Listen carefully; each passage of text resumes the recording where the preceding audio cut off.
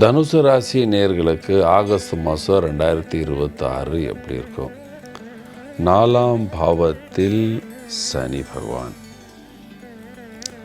6ஆம் பாவத்தில் செவ்வாய், 8ஆம் பாவத்தில் ராசிக்கு அதிபதி சூரியன் உடன் இருக்கிறார். இந்த மாதம் தேவையில்லாத யாத்திரைகள், அலைச்சல்கள், கோபங்கள் இருக்கும்.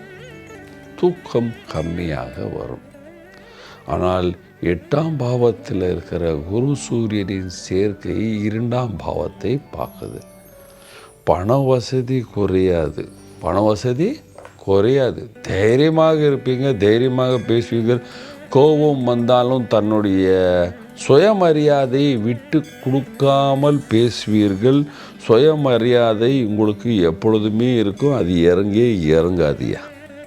ஆனால் கோபம் அதிகமாக இருக்கும். 7ஆம் பாவத்தில் புதன் வரும் பொழுது சாதுரியம் அதிகமாக இருக்கும். இந்த மாதம் ஏதாவது பண்ணிடலாமா, இதை போய் விற்றுடலாமா, இதை வாங்கிடலாமா, அந்த ட்ரேடிங் பண்ணிடலாமா, இந்த ட்ரேடிங் பண்ணிடலாமா, அந்த மாதிரி யோசனை இருந்து கொண்டே இருக்கும். 3ஆம் பாவத்தில் இருக்கின்ற ராகு பகவான் உங்களுக்கு நல்ல தைரியத்தை கொடுத்து கொண்டே இருக்கிறார். நீங்கள் அரசியலில் இருக்கீங்க, அரசியல்வாதியாக இருக்கீங்கன்னா ரொம்ப சுமாரான காலம் என்று சொல்லுவோம். இருக்கிற இடத்துல இருங்க, எந்த வீண் விவாதத்துக்கு போகாதீங்க, கோபம் செய்யாதீர்கள், இருக்கிற பதவியே விடக்கூடாது.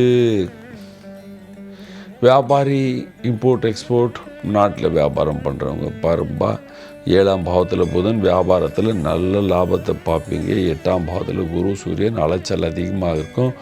பணம் கொடுக்குறவங்க டிலேயாக கொடுப்பாங்க. அதுக்கு நீங்கள் சில நேரம் கலெக்ஷன் எல்லாம் போக வேண்டிய நிலைமை இருக்கும்.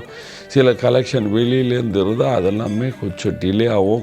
அவங்க பார்ட்னர் மேலே கோபம் செய்யாதீர்கள். அவர் மேலே கோபம், அது ஆணாக இருந்தாலும் சரி, பெண்ணாக இருந்தாலும், பார்ட்னர் ஜீவன் சாத்தி, தன்னுடைய வாழ்க்கையில் நம்முடைய கணவர் மனைவி கணவர் மேல் தனுசு ராசியில் சண்டை போடக்கூடாது. அது இந்த மாதிரி விசேஷமான நேரத்தில் சண்டை போடாமல் சந்தோஷமாக இருக்க வேண்டும்.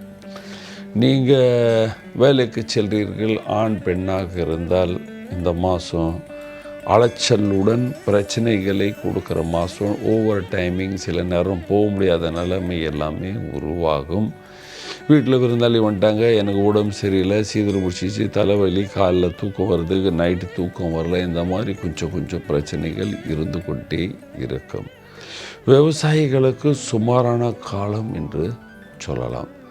ஆர்டிஸ்ட் எல்லாமே எந்த ஃபீல்டில் ஆர்டிஸ்டாக இருந்தாலும் ரொம்ப சுமாரான காலம் என்று சொல்வேன். ஆனால் பணம் வரும். பழைய வேலை செஞ்சதுக்கு அதோடைய பேலன்ஸ் எல்லாமே உங்களுக்கு கிஃப்டாக வர மாதிரியே வந்து சேரும் என்று சொல்லலாம். ஸ்டூடெண்ட்லாம் நல்லா படிப்பீங்க. வீட்டில் இருக்கிற வயசானவர்கள் எல்லோருக்கும் மூட்டு வியாதி வர்றதுக்கு வாய்ப்புகள் இருக்குது. அல்லது ஏதாவது ஒரு காலில் முட்டி பக்கத்தில் ஏதாவது ஒரு சிறுசாக அடி வாங்கிறது, ஒரு 2-3 நாள் அந்த பெயின், அந்த நோய் இருக்கிற மாதிரியே காட்டுதையா. என்ன பரிகாரம் செய்யலாம் பாருங்கள். பரிகாரமாக தனுசு ராசிக்காரர்கள் விஷ்ணு பகவானை பூஜை செய்யணும். ஓம் நமோ பகவதே வாசுதேவாய இந்த மந்திரத்தை ஜபிச்சு கொண்டே இருக்கணும். பகவான் விஷ்ணு, ராமர், பெருமாள், கிருஷ்ணருடைய கோவில் இருந்தால் அதுக்கு தினமும் போயிட்டு வரலாம். இதெல்லாம் இல்லைங்க, என்ன செய்யலாம்? நீங்கள் ஸ்ரீகிருஷ்ணான்னு சொல்லலாம், ஸ்ரீராம் என்று சொல்லலாம், ஓம் நமோ பகவதே வாசுதேவாய் என்று சொல்லலாம். இல்லைங்க, நான் ஹிந்து கிடையாதுங்க, நான் கிறிஸ்டியன், பரவாயில்லப்பா, நீங்கள் ஈஸியான வேலையை செய்யுங்க. அரச மரத்துக்கு தண்ணி விடலாம், எல்லோரும் சொல்கிறேன். இதெல்லாம் பண்ணலைன்னா இதை பண்ணுங்க. அரச மரத்துக்கு தண்ணீர் விடுங்க, பசு சேவை செய்யுங்க. இதை செய்து கொண்டு வந்தால் தனுசு ராசிக்காரர் எல்லோரும் சந்தோஷமாக சுகமாக வாழ்வீர்கள். நன்றி, வணக்கம்.